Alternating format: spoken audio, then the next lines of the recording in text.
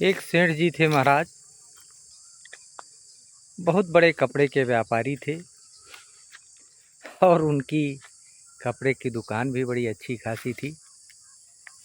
तो एक दिन वो कथा में गए, श्रीमद् भागवत की कथा हो रही थी, उसी में गए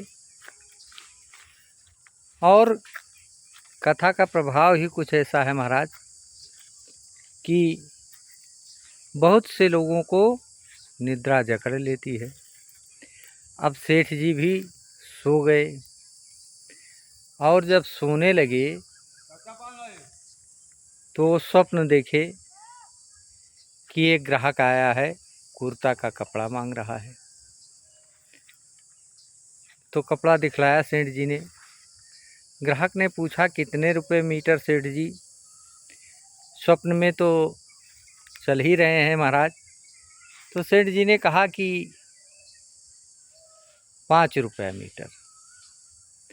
तो सेठ जी ने जब उसको पैसा बतलाया कि 5 रुपये मीटर, तो वो वापस जाने लगा।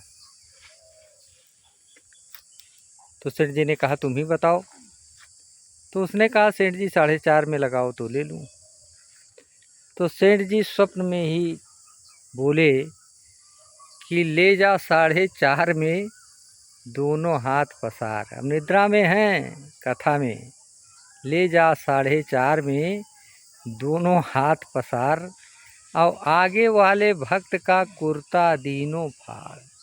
अब सोते अवस्था में ही थान का कपड़ा जानकर आगे जो भक्त बैठा था उसके कुर्ते को पकड़ के फाड़ दिया।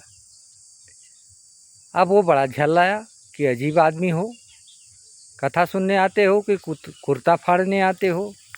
तो सेठ जी ने कहा अरे ग्राहक लौट जाता तो महाराज कथा ये संदेश देती है कि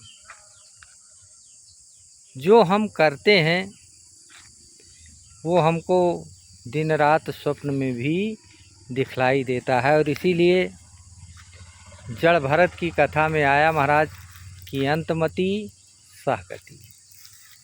हम जैसे सोते अवस्था को अगर अंतमति माना जाए, और रहता भी है भैया, निद्रा खुले ना खुले, जगे ना जगे, सुबह हो ना हो, कोई गारंटी नहीं है महाराज।